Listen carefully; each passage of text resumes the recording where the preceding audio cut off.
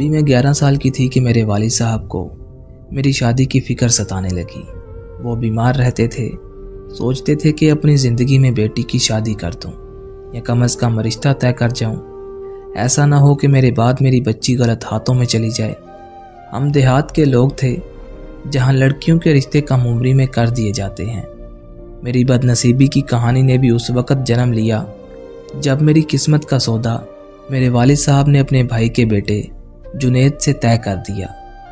हमारे ख़ानदान में रिश्ता अपनों में किया जाता था। तभी वालिद साहब ने सोचा कि बेटी के जोड़ का कोई दूसरा रिश्ता मौजूद नहीं है तो जुनैद ही सही। वो उम्र में मुझसे 6-7 साल छोटा था। तभी चाची इस रिश्ते पर राज़ी ना थी, मगर अब्बा और चाचा हम ख्याल हो गए कि घर की लड़की घर में रहेगी तो अच्छा रहेगा। उम्र के फ़र्कों से क्या होता है। मंगनी वाले दिन मैं बहुत रोई, मगर किसी ने मेरे रोने का असर ना लिया और मेरे जज्बात को यूं दफन कर दिया जैसे वो मिट्टी के खिलौने थे। वक़्त तेज़ी से गुजरता गया। मैं जवान हो गई। लड़कियां वैसे भी जल्दी जवान हो जाती हैं और अपने हम उम्र लड़कों से बड़ी दिखने लगती हैं। मेरा मंगेतर तो फिर मेरी उम्र से कई बरस छोटा था। उन्हीं दिनों मेरी मुलाकात मेरी मुँह बोली खाला के बेटे ज़ुहैब से हुई। वो उम्र में मुझसे 4 साल बड़ा था। अक्सर हमारे घर आया करता था। उनका घर हमारे मकान से करीब ही था। वो मुझसे हंसी मजाक करता तो मुझे अच्छा लगता। यूँ दिल मिले तो मोहब्बत के फासले भी तय हो गए। इस चाहत ने रंग दिखाया और खाला अपने बेटे का रिश्ता लेकर हमारे घर आ गईं।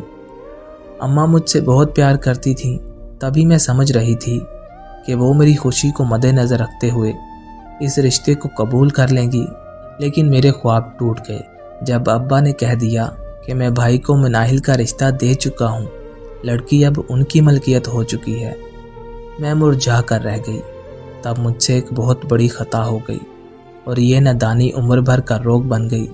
मैंने ज़ुहैब को ख़त लिखा कि जो भी करो मुझे अपनी दुल्हन बना लो। बेशक मेरी मंगनी चाचा के बेटे से हो गई है, लेकिन उसका और मेरा कोई जोड़ नहीं। मंगनी टूट भी तो सकती है। अगर तुम ज़रा हिम्मत करो तो मेरी ज़िंदगी जन्नत हो जाएगी। मालूम ना था कि ये ख़त मेरे लिए जीते जी मौत का परवाना बनेगा, वरना शायद मैं ये गलती कभी ना करती। ज़ुहैब ने मेरे ख़त का जवाब ना दिया और कुछ दिनों बाद मैं सेज पर बिठा दी गई। मेरे पहलू में 8 साल का बच्चा नए कपड़े पहना कर बिठा दिया गया। जो मेरा दूल्हा था वो सारे दिन की भाग दौड़ से थक गया था। सेज पर बैठते ही उसे नींद आने लगी और वो सो गया। मेरी सहेलियां हंस रही थीं। भला मैं क्या कर सकती थी। हालात ने कुछ कहने का हक भी छीन लिया था। मेरे होंठों पर सुर्खी नहीं बल्कि चुप की मोहर लगी थी। थोड़ी देर के बाद चाचा अपने दुल्हा बेटे को बाहों में उठाकर अपने कमरे में ले गए और चाची से कह दिया कि तुम दुल्हन के पास सो जाओ। अगली सुबह मैं शादीशुदा औरत थी, मगर ना होने के बराबर। मेरे वालिदैन अपना फ़र्ज़ अदा कर चुके थे। बीमार अब्बा जो अब पुरसकून हो गए थे, मेरे मुस्तकबिल के अंदेशों से बेखबर चैन की नींद सोते थे। 2 माह के बाद अब्बा का इंतकाल हो गया। चाची ने अब्बा के मरते ही रंग बदल लिया और मुझे बहू की बजाय नौकरानी समझने लगी। मैं इस नौ उम्री में घर के कामों में लगी रहती। चाची के सुबह शाम के तानों ने मेरा कलेजा खाना शुरू कर दिया। तकदीर की सितम ज़रीफ़ी पर हैरान थी। सोचती थी कि मेरा क्या कसूर है जो मुझे ऐसी सज़ा मिल रही है। एक चाचा ही थे जो मेरा ख्याल करते थे। घर के बाकी सब तो मुझे बदसलीका और कामचोर के ताने देते थे। ज़ुहैब अब भी कभी कभी हमारे घर आता था, क्योंकि बाप की तरफ से उसका चाचा से भी रिश्ता था। चाचा और चाची को इस बात का इल्म ना था कि मेरा और ज़ुहैब का आपस में मोहब्बत भरा ताल्लुक़ रह चुका है, और उसकी माँ ने कभी मेरी माँ से रिश्ते के लिए कहा था। उन्होंने उसके आने जाने पर कोई पाबंदी ना लगाई, मगर मैं अब चाहती थी कि वो हमारे घर ना आए। मैं चाचा की लाज थी और इस लाज को संभाले रखना चाहती थी। मैंने ज़ुहैब को मना कर दिया कि अब मुझसे ज़्यादा बातचीत करने की ज़रूरत नहीं है। उसने कहा कि तुम्हारे शोहर को जवान होने में अभी अरसा दरकार है, तब तक तो तुम्हारी जवानी के ये सुनहरे दिन रुखसत होने लगेंगे। तुम पर जुल्म हुआ है और मैं नहीं चाहता कि तुम ये जुल्म सहती रहो। मैं समझ गई कि उसका रिश्ता ना कबूल करने पर उसके दिल में मेरे वालिदैन और मेरे लिए नफ़रत सी आ गई है। اس کی نیت خراب محسوس ہوئی تو میں پریشان ہو گئی اور میں نے اس سے بے رخی اختیار کر لی۔ تب وہ مجھ سے چڑ گیا۔ اس نے کہا، میں یا تو تم کو ازدواجی زندگی کی مسروتوں سے ہمکنار کر دوں گا یا پھر اس امر کے لیے تیار رہو کہ میں تم سے انتقام لوں گا۔ میں نے عزت کی حرمت کو عزیز جانا، اس کے بدلے میں ہر دکھ سہنے کو تیار تھی۔ جب دوسری بار اس نے میرے روبرو یہی بات دہرائی تو میں نے اسے برا بھلا کہا اور دوبارہ نہ آنے کی ہدایت کی، جس پر وہ خفا ہو کر ہمارے گھر سے چلا گیا اور پھر کبھی نہ آیا۔ اس کے جانے کے بعد میں نے سکھ کا سانس لیا اور سمجھی کہ اب میری زندگی کا یہ کانٹا نکل گیا ہے۔ مگر میرا یہ وہم تھا، وہ دل میں تہیہ کر کے گیا تھا کہ مجھے آباد نہ رہنے دے گا۔ شاید وہ سچا پیار کرنے والا نہیں بلکہ انتقامی عاشقوں میں سے تھا۔ چند سال پلک جھپکتے ہی گزر گئے۔ میرا شوہر یعنی جنید اب کافی جوان ہو گیا تھا۔ ہم ایک ہی گھر میں رہتے تھے، ایک دوسرے کی ضروریات کا خیال کرتے تھے۔ جنید مجھ سے بہت پیار کرتے تھے۔ اب ان کو میاں بیوی کے رشتوں کے تقاضے سمجھ میں آنے لگے تھے۔ میں اپنی زندگی سے بہت خوش اور مطمئن تھی۔ ایسا لگتا تھا کہ میرے سب دکھ ختم ہو گئے ہیں۔ جوانی میں عمروں کا فرق کچھ ایسا محسوس نہیں ہوتا۔ یہ تو ہمارے دیہات کی پرانی روایات تھیں، ہم لوگ اس چیز کے عادی تھے۔ میں یہ بھول چکی تھی کہ میرا دشمن ابھی تک گھات میں ہے۔ میں نے اپنی عزت کو اس کے ہاتھوں میں کھلونا نہیں بننے دیا تھا۔ اس کی سزا تو ایک دن ملنی ہی تھی۔ ایک روز زہیب اچانک میرے گھر میں آ گیا۔ ان دنوں میں امید سے تھی۔ اس نے ایک طنزیہ نظر مجھ پر ڈالی اور مسکرا کر بولا، میرے ساتھ تم نے ناانصافی کی اور دوسروں کو جھولی بھر بھر خوشیاں بانٹ رہی ہو، اس کا حساب تو دینا ہی ہوگا۔ تم نے میرا دل توڑا تھا نا، میری خوشیاں لوٹی تھیں، اب بے وفائی کا مزہ بھی چکھو۔ میں خوف زدہ ہو گئی۔ مجھے معلوم نہ تھا کہ وہ کیا کرنے والا ہے۔ اس نے زہیب کو وہ خط دے دیا جو میں نے اپنی نادان عمر میں لکھا تھا۔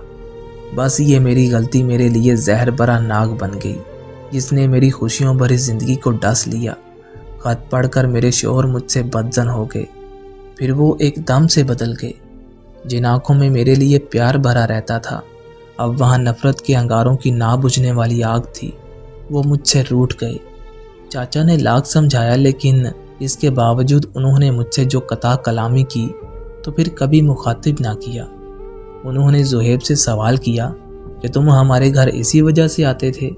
اس نے کہا، ہاں، میں محض منال کی وجہ سے تمہارے گھر آتا تھا کیونکہ اس نے میرا چین سکون چھین لیا تھا۔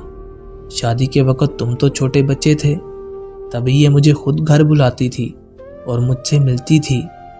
میں روتی رہی مگر میرے شوہر نے میری پاک دامنی اور بے گناہی کا یقین نہ کیا۔ ان کے لیے یہی ثبوت کافی تھا کہ میں نے خط میں زہیب سے اظہار محبت کرتے ہوئے لکھا تھا کہ میں اپنے مگیتر سے شادی نہیں کرنا چاہتی، میرا اور اس کا کوئی جوڑ نہیں۔ حالانکہ یہ نادان عمر کی باتیں تھیں مگر اب تیر کمان سے نکل چکا تھا۔ جنید کو ڈاکٹر بننے کا شوق تھا۔ FSC میں اچھے نمبر لیے تو میڈیکل کالج میں داخلہ مل گیا اور اس جدائی کے بعد میری زندگی کی تمام خوشیاں حسرتوں میں بدل گئیں۔ انہی دنوں میں ایک بچے کی ماں بن گئی۔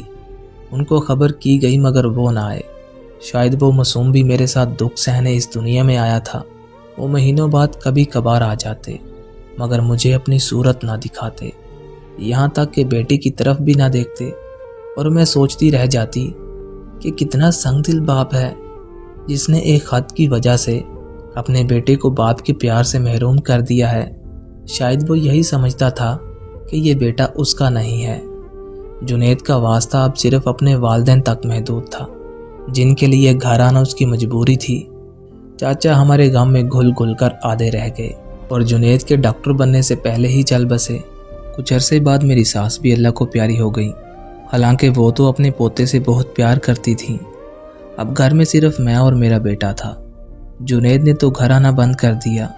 وہ ڈاکٹر بن کر ہزاروں کمانے لگے مگر ہم ان کی محبت کے ساتھ ساتھ کھانے پینے کو بھی ترسنے لگے۔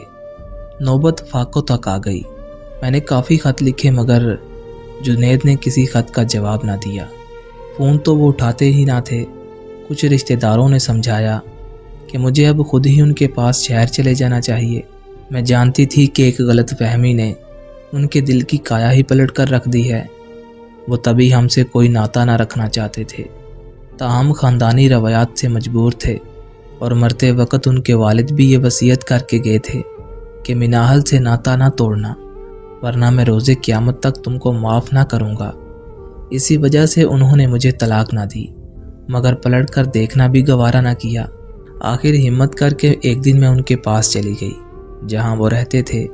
مجھے دیکھ کر منہ پھیر لیا اور بیٹے کو دیکھا تو کہا، میرے سامنے سے ہٹاؤ اسے، نہ جانے کس کی اولاد ہے۔